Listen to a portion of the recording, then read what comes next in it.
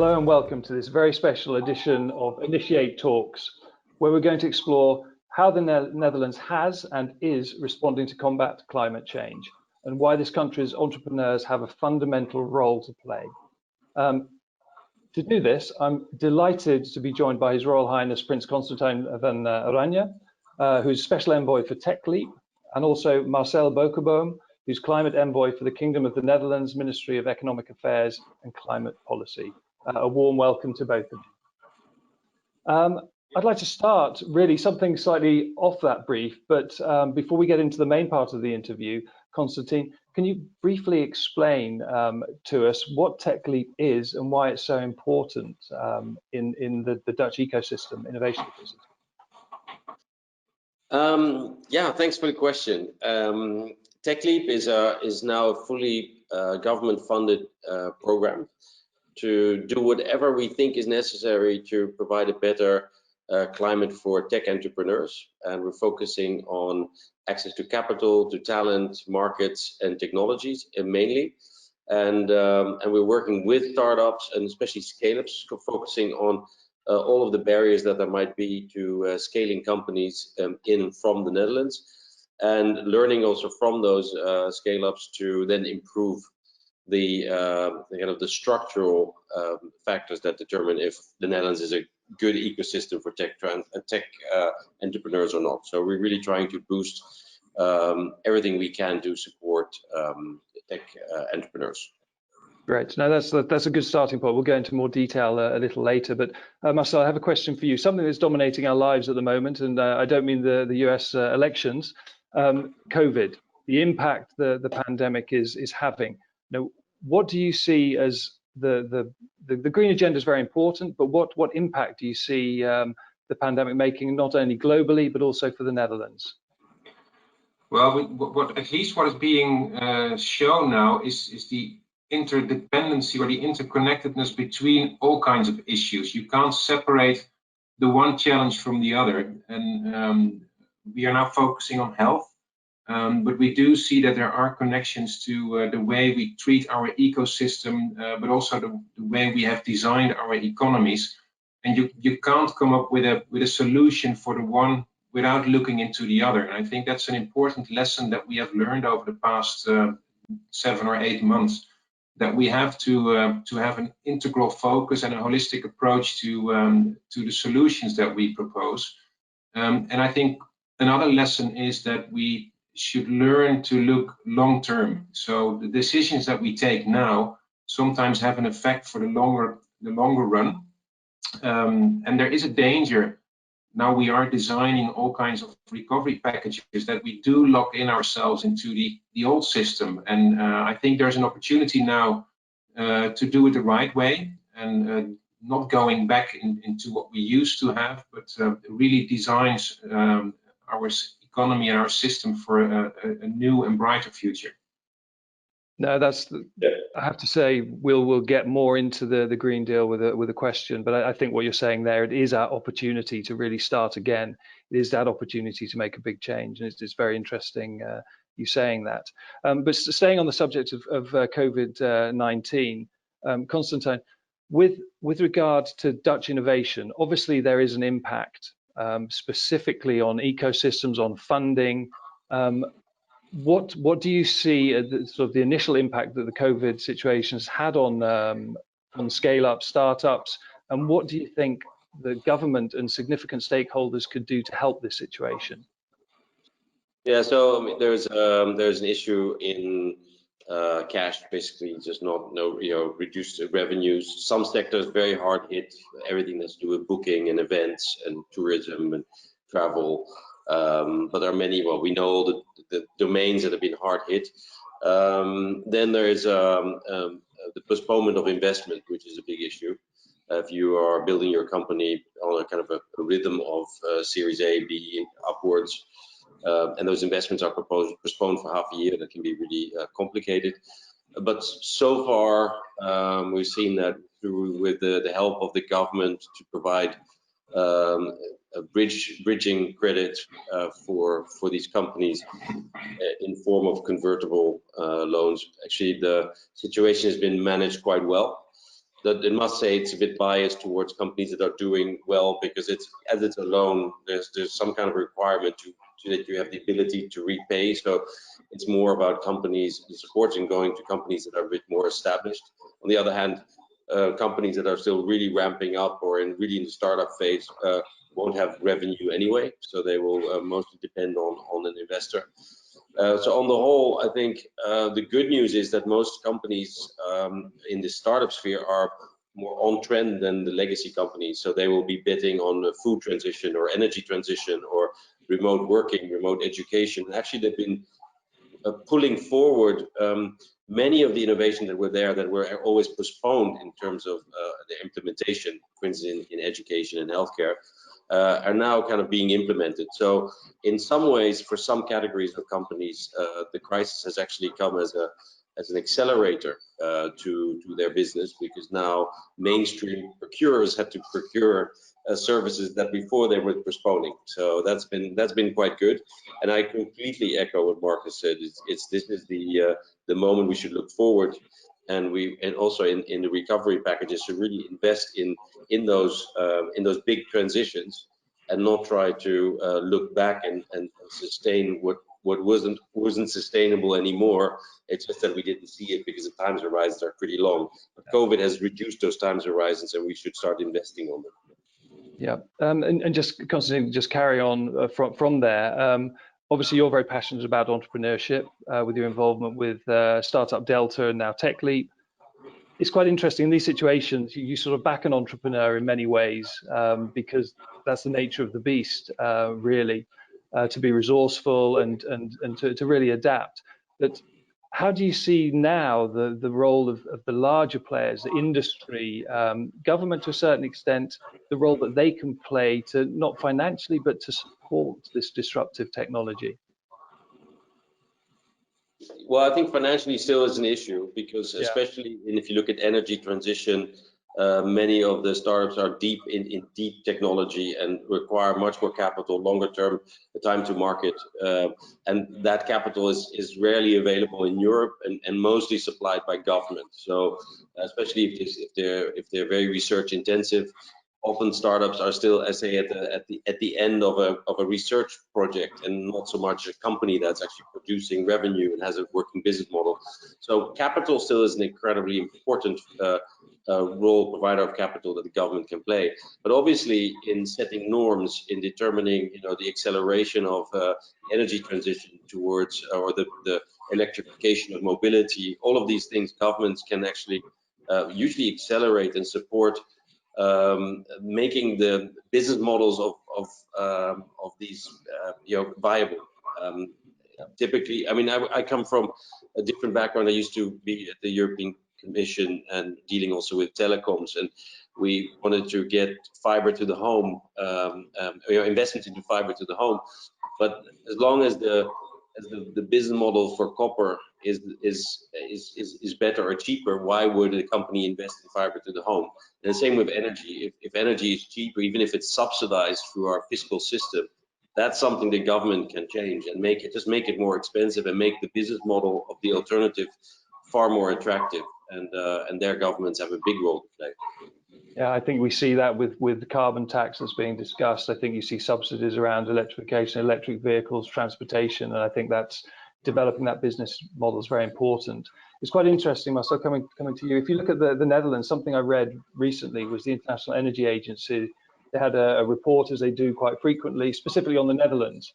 And although the Netherlands has a certain sort of reliance on fossil fuel, the developments around the new energy, the International Energy Agency said there was a very well balanced approach to hit the 49% target by 2030, which is ambitious.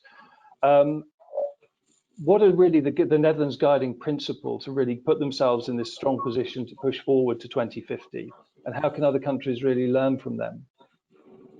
Well, I'm pleased to hear that the IEA called it a balanced approach, and I think that is some of the characteristics of almost a typical Dutch approach are that we try to involve all stakeholders, so a multi-stakeholder approach, that we focus on affordability and feasibility and we try to do that together. So we have crafted a national climate agreement together with all stakeholders from society, including communities at the local level. The downside of that is that it's often taking a bit longer. And there might also be a disadvantage in that you can't take the most ambitious step. And what the IEA sees is that we are on our way to achieve that 49%. But at the same time, we've also seen that the initial steps are perhaps a bit too slow. So we have to catch up as well. And with a view to the longer term, those characteristics of affordability and feasibility are there. And we are confident that the National Climate Agreement and also our Climate Act will keep our eyes on that long-term goal. But starting up is often a difficulty because of what we call poldering, sitting all together and crafting such an agreement really takes time. Yeah, no, I think it's a very pragmatic approach, and I think that there's a lot of hype around certain energy sources, whether it be hydrogen. But if I look at the mix that the Netherlands is pushing forward, it is very pragmatic and very sensible in my view.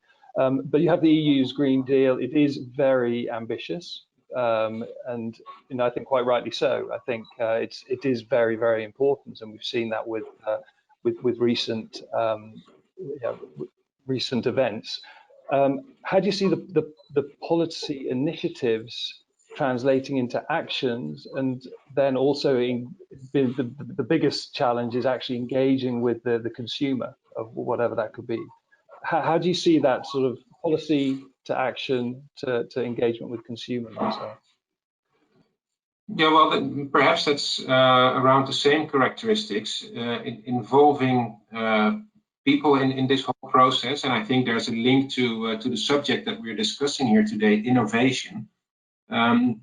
This is not the first transition that we have to go to. And just bring one to our memory of 50, 60 years ago, the Netherlands was a textile exporting country. We had a huge textile industry, but then there was competition coming from countries with low labor costs.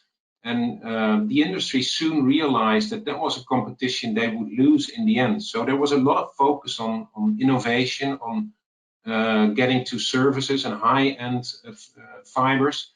And that same industry is still thriving, but they're not sewing shirts anymore. This is a complete different industry.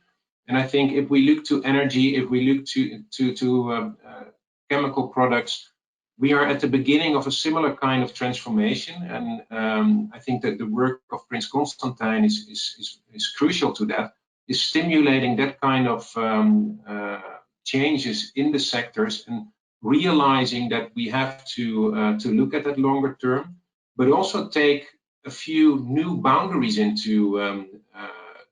bring them into the equation, and that is the boundary of the ecosystem, but also the one of the social structure in which this have to be embedded. And I'm not making this up here myself. This is what Kate Raworth, for example, used to call, or is calling, the donut economy. Those boundaries will define the path that we will take into the future. And I think it's very important that as policymakers that we do realize that we have a role to play there. Yeah, I think when you mentioned the donut economy, it's something certainly the World Economic Forum have picked up on, and certainly it's now a global thing. And I'm particularly with the base in the Netherlands, which I think is a good thing. Constantijn, I have a question, because obviously the Netherlands is very famous for innovation around water, for obvious reasons. What do you see now with the energy ecosystem? Energy is crucial. It is essential for development and growth, economic growth, and growth in healthcare, education. What are the biggest challenges that you see the Netherlands facing to start up, to scale up, to becoming a world sort of focused company? What are the roadblocks you see that need to be dealt with? Well, I think Marcel has already mentioned one, and what we try to do in poldering, bringing all the parties together. This is a very complex system that needs to be changed. So there are many stakeholders, and for system change to happen, it just takes time. And I think what the Green Deal does is tries to reduce the time of that transition, because we could let it happen, and it will happen eventually. I think it's just I think where we try to come in also as a Techleap is, can we build competitive propositions in that transition? So if we in Europe can reduce the transition and move faster towards new ways of doing things, and actually making, building businesses that are profiting from that, it is also a good economic strategy. Obviously, if we are slow, we will just be the consumers of the solutions that others provide, and we will still have a slow energy transition, and we still have all the climate issues involved. So what it takes, I think, because it's such a complex system, and because many of the transitions are behavioral, cultural, but also are embedded within the big infrastructural investment, long amortization, it's going to take time, and it's actually keeping these new companies alive, for them to grow, to actually be able to sustain themselves. That's a challenge. So capital needs to be available. As I said, I think before, you do need to have the political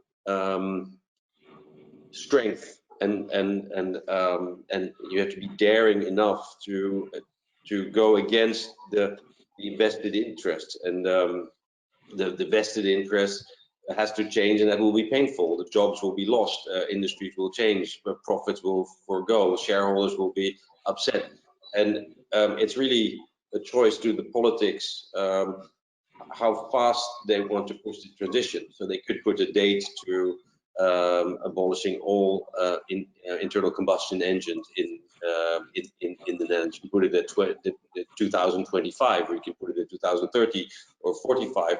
The transition will happen. It's really the question, how fast do you make it?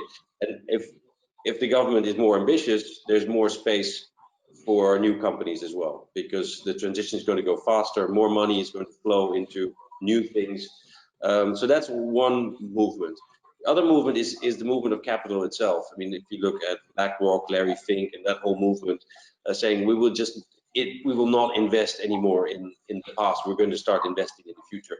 That obviously money also pushes where business and innovation goes to. So I think that's a very important trend that we'll be seeing independent of government. And I think it's a bandwagon that will start catching pace, and will accommodate many of those startups, as well as we move to new energy systems, but also new food production systems, and way of working. So yeah, I think for us it's a really exciting time, but for a company it's also a scary time, because you just do not know how long these transitions are going to last, and when your business model actually comes into the money. Yeah, no, that's interesting. And a question for Marcel. Obviously, it's less relevant. Is that the right way to describe it in the Netherlands? But making sure the transition is a fair transition. Obviously, with this shift to technology, it's important that governments support this shift. Is that something, and I'm sure it is, that the Netherlands are particularly focusing on, and how does that look? No, I think this is a crucial question. If you want to keep the support of the people in this transition, you can't leave anyone behind, and this is, as you know, the motto of the United Nations, that this is a global phenomenon. Some countries will benefit from this whole transition, and others will be disadvantaged. But that is the same within countries. And if you don't make this a fair and just transition, it will ultimately fail. And this also has connections with the other issues that we have been talking about. This also is about efficiency, because our resources are not they're finite. So we have to think of ways to make our economy more circular, to be more efficient, to think of new ways of production and reusing the materials that we have used. And that is a challenge that is exciting because it leaves many opportunities for innovation. But it also means that some of the older industries will be left behind, and the workers in those industries will have to be retrained, or other ways, maybe social safety nets. And just one example, in the Netherlands, because of the energy transition, we are closing down coal-fired power plants, and we do that more rapidly than envisioned when we opened them. And there are people working in those industries, so we have to put in place a social package in which they are being retrained, or maybe supported for the final phase of their working life. So those are the kinds of things that you have to take into account if you do want to keep the support for this way forward. Yeah, no, that's very good to hear, because it is a challenge. This fair transition is an equitable transition is important, and people tend to forget that in developed countries that it is also a big issue. I have one question, which is just slightly linked to this, Constantijn. Something that with Initiate we're very, very keen on is the development of young talent. Obviously, it's one of the main pillars for Techleap, and sort of getting support of universities, colleges. Do you feel that the education system is developing fast enough to support this? If you look at what people are learning, a lot of knowledge, whether that could be applied, and whether you see that this needs to be developed. I think the education system is changing and is also adapting to what it sees around itself, and what it sees happening in the world and in our own economy. But perhaps not fast enough. Many students coming out of school do know how to operate in the system as we have it, but not necessarily the system that we are designing together. And again, a simple example: if you come from a technical school and you are skilled in the energy sector, there's a lot of work now in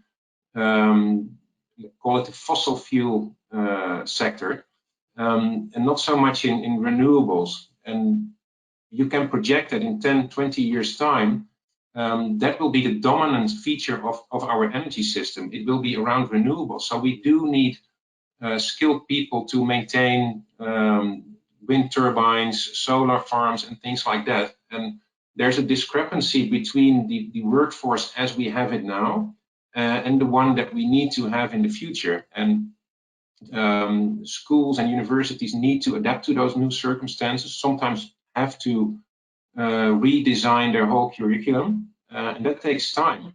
Also because the whole knowledge base is developing as we go. We don't know all the answers yet. And I do hear when I talk to students that they are eager to learn those new that new knowledge and those new skills. And they're often willing to also invest their own time in helping to redesign those curricula. But they do not always find the touch points within the system to do that. So that is a difficulty, and perhaps that we could call that also transition risk, or maybe the where it sticks as we go. But it's definitely necessary. So the point you raise is absolutely valid. And Constantijn, how do you see that if you're working with startups, the startups in your ecosystem? It's always that challenge to bring the right young talent in to create that continuity and take that innovation forward. How do you see that, Constantijn, with the current situation? Yeah, when it comes to the education system, I can fully echo what Marcel just said, and it starts really early on. I think, and it takes a long time before primary, secondary school curricula are actually adjusted to new demands in the labor market. Also, our universities, they're doing more about entrepreneurship, and so giving a bit more skills to students to start developing their own ideas. And there's also some more attention for crossover between disciplines, but by far not enough. In the scale up and startup sphere, really, there's basically two big pockets of talent that are missing. It's the IT talent, which is, but that's also because many large companies are transitioning to become much more IT focused, and so there's a big demand for AI and for data scientists and developers. And but actually, in the world of scale ups and tech, the most scarce are the people that have actually scaled businesses before. So it's really entrepreneurial experience, but also in other top line functions like HR, marketing management, and how do you make a prototype and turn it into a scalable product or service at industrial scale, for instance. Those people don't exist that much. So there's a lot of theory, there's a lot of trying and experimentation, but people that have actually brought theory to experimentation and turned it into deep knowledge, we don't have those people that much. And I think, and maybe I'm over idealizing the US, but it seems that these people kind of turn over faster in the US. They exit a company and then go back into business instead of buying a yacht or a holiday home in France. They somehow keep having this drive to go back into a business, join and then grow that again, exit, and you'll see more of these serial entrepreneurs. And those actually are extremely valuable and scarce.